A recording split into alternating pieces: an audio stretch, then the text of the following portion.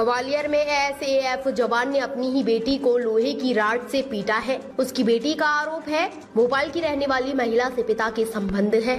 जब मां का हक मांगा तो हमला कर दिया। इससे पहले भी हमला किया था, लेकिन कंपू थाना पुलिस ने एफआईआर नहीं लिखी थी। इस बार भी झांसी रोड थाना पुलिस ने रात 12 बजे तक बैठाए रखा।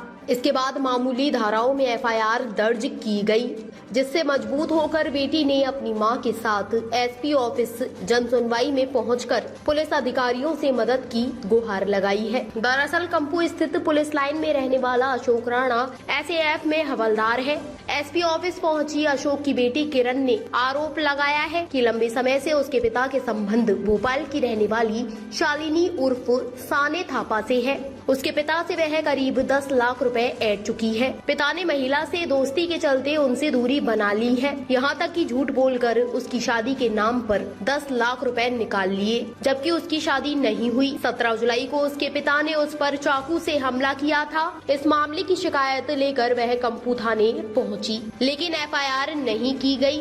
4 अगस्त को फिरना का चंद्रबदनी इलाके में उसके पिता ने लोहे की राड से उस पर हमला किया। वह जब शिकायत लेकर झांसी रोड थाने पहुंची तो रात 12 बजे तक उसे बैठाया गया, जिसके बाद एफआईआर दर्ज की गई। एफआईआर भी तब हुई जब वरिष्ठ अधिकारियों से शिकायत की। इस मामले में एफआईआर साधारण धाराओं में की गई। किरण का कहना है वह अपने पिता से मां का हक मांग रही है। मां के हक के लिए वह लड़ रही है। वहीं जन सुनवाई में मौजूद पुलिस अधिकारियों का कहना है कि इस मामले में एसएएफ में पदस्थ आरक्षक को पहले ही उनके कमांडेंट द्वारा निलंबित किया जा चुका है। उन्होंने परिवार को संपत्ति से बेदखल करने की एक अधिसूचना भी जारी की है। इस संबंध में कंपू थाना पुलिस को आवश्यक कार्रवाई के निर्देश दिए गए हैं। क्या नाम है आपका? किरण। किरण, क्या हुआ है? मेरे पिता पहले भोपाल में थे, पहले वो डबरा में थे। तो डबरा में उनकी एक महिला के साथ नाजायज संबंध था टेकनपुर में। उसके बाद फिर उनको ट्रांसफर मिला गया, फिर वो भोपाल गए। फिर भोपाल में उनका फिर एक और महिला के साथ हुआ।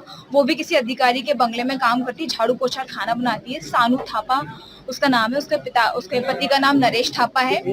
तो वहाँ उन लोगों का 4 साल के साथ पिछले 4 साल उससे रिश्ता चल रहा है। मेरे पिता ने मेरे शादी के नाम से 10 लाख का लोन निकाला है। और जब हमने उस महिला के बारे में पता किया तो पता चला उस महिला का ये पेशा है। वो मेरे पिता से पहले 3 लोगों के साथ और ऐसा कर चुकी है और फंसा चुकी है। अब मैंने उस महिला को हर तरीके से समझाने की कोशिश करी, गुस्से से, लड़ाई से, प्यार से, लेकिन वो महिला मानने को तैयार नहीं है। इनफैक्ट हमने उसके पति से भी बात करी, तब उसके पति ने बोला कि उसका ऑलरेडी 2 और है। लेकिन असल में जब बात सामने आई तो उसका पति भी इन सारी चीजों में शामिल है। और जब मैंने उसको समझाया तो उसकी पत्नी ने मुझे धमकी दी कि तेरे बाप की नौकरी खा जाऊंगी अगर तुम लोग ने मेरे खिलाफ शिकायत करी, और मैं किसी बड़े अधिकारी के घर पे काम कर रही हूँ, तुम सबको निकाल दूंगी। तो वो उस औरत के रोज आए दिन हमें धमकी भरे फोन आते रहते हैं। अब मेरे पिता का ये मुद्दा है कि मेरे पिताजी से जब हमने बोला कि हमें हमारा हक दो, तो 17 जुलाई को जब मैंने उस औरत को चिल्लाया फोन पर और थोड़ी सी बदतमीजी करी ताकि वो संभल जाए, तो फिर उस औरत के कहने पर मेरे पिताजी मुझे आए। उन्होंने पहले मेरे को हाथ में यहाँ पे चाकू से हमला किया था, जिसका निशान अभी थोड़ा सा मिट गया है। सर पे मारा था क्योंकि मेरे को कोविड के बाद से अस्थमा का पेशेंट हुआ, तो सर पे मारा तो मेरी सांस रुकी। उसके बाद उन्होंने कुटनी से मारने की कोशिश की, तो मेरा भाई टॉयलेट से बाहर आया, मम्मी ऊपर पूजा कर दी छत पे, फिर चाकू से हमला किया तो मेरे भाई ने खींच के फेंक दिया। तो सब जगह ऐसा बोला जा रहा है कि बच्चों ने मारा, लेकिन असल कहानी ये है कि मेरे भाई ने उठा के फेंका क्योंकि मुझ पे हमला कर रहे थे। उसके अंदर बटालियन के कुछ लोगों को बुलाया तो उन्होंने समझाया, तो जब समझाया तो उन्होंने मेरी माँ के चरित्र पे उंगली उठाई कि ये ऐसी है। उसके बाद जब बटालियन के जो लोग थे तो उन्होंने बोला कि अपनी वाइफ के बारे में ऐसा नहीं बोल सकते, चिल्ला चोट किया। तो फिर उन्होंने मेरी माँ के चरित्र के बारे में बोलना बंद कर दिया। सेकंड, फिर क्या हुआ, घर वालों के सामने, सबके सामने बोल रहे हैं कि अगर मेरे बच्चे मुझे लेने आते हैं तो मैं घर चला जाऊंगा। तो वो अभी चंदवली नाके में रह रहे हैं।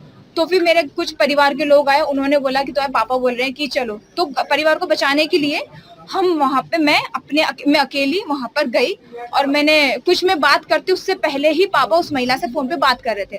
और उसी दिन उस महिला ने मुझे फोन किया था कि अपने पापा को ले आओ, अगर वो आ जाते हैं तो मैं उनसे बात नहीं करूंगी, अगर वो मेरे को फोन करना बंद। मेरे 4 साल से उस महिला का 10 लाख शायद नहीं, हमें नहीं पता था। हमें अभी जब हम सीओ के सामने हमने पेशी ली तब हमें पता चला कि मेरे पिताजी ने मेरी शादी के नाम से 10 लाख रुपए लोन निकाले। पुलिस में 14 बटालियन। कौन सी बैंक से? 14 बटालियन की ही बैंक है, 14 बटालियन। 14 बटालियन। आप लोग कहाँ रहते हैं? हम लोग कंपू रहते हैं। आज क्या शिकायत किया, क्या चाहते आज शिकायत ये थी कि आज बहुत सारे पहलुओं पे मुद्दा था। सबसे पहली बात, मेरे पिताजी ने दूसरी बार मुझे जान से मारने की कोशिश करी। 2 अगस्त को मुझे बुलाया, तब उन्होंने मुझे लोहे की रॉड से मारा, जिसके फोटोग्राफ्स मेरे पास हैं।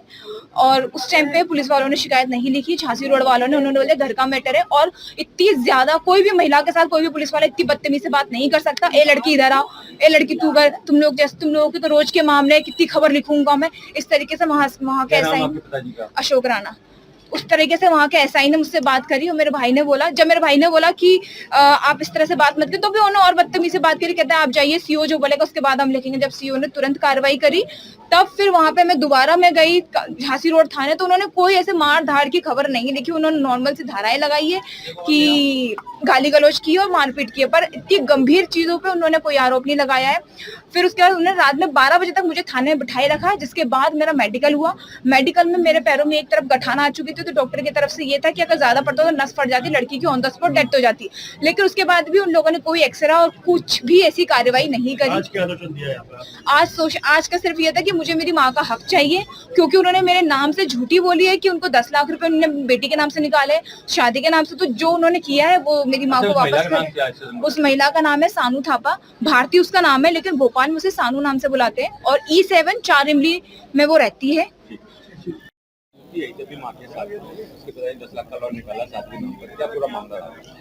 चूंकि जो अविदिका आई है वो उनके पति 14 बटालियन में प्रधान आरक्षक के पद पर तैनात हैं। और अविदिका और उनकी बेटी का ये आरोप है कि आवेदक 14 बटालियन में पुलिस विभाग में प्रधान आरक्षक के पद पर तैनात है और उनके किसी महिला के साथ अनैतिक एक्स्ट्रा मैरिटल अफेयर्स हैं, और जिसके चलते उनको प्रताड़ित कर रहे हैं। और इवन उन्होंने बिना किसी संज्ञान के उन्हीं बेटी की शादी के नाम पर 2021 में 10 लाख रुपए का लोन निकाला था, जबकि वास्तव में शादी का ऐसा कोई प्रोग्राम नहीं था और न ही आज तक कोई शादी हुई है। इस तरीके से उन्होंने शिकायत की थी, जिस संबंध में 14 बटालियन के कमांडेंट द्वारा प्रधान आरक्षक को निलंबित किया गया है। और चूंकि अविदिका की पुत्री ने अपने मोबाइल पे एक पेपर में जो विज्ञप्ति आई है उसका स्क्रीनशॉट दिखाया है, जिसके तहत प्रधान आरक्षक के द्वारा एक विज्ञप्ति सर्वसाधारण को सूचित करते हुए दी गई है कि उसने अपने परिवार के साथ सारे संबंध जो है तोड़ दिए हैं और उन्होंने प्रॉपर्टी से बेदखल कर दिया है। अतः उनके नाम पर कोई भी व्यवहार नहीं किया जाए, इस टाइप से उन्होंने एक किया है। इस संबंध में मैंने 14 बटालियन के असिस्टेंट कमांडेंट से भी बात की और मामला थाना प्रभारी कंपू को भेजा गया है। जांच में जो भी तथ्य आएंगे उस हिसाब से कार्रवाई की जाएगी। ताज़ा खबरों से जुड़े रहने के लिए हमारे चैनल को सब्सक्राइब करें और बेल आइकन को दबाना ना भूलें, ताकि हर खबर की नोटिफिकेशन आपको मिलती रहे।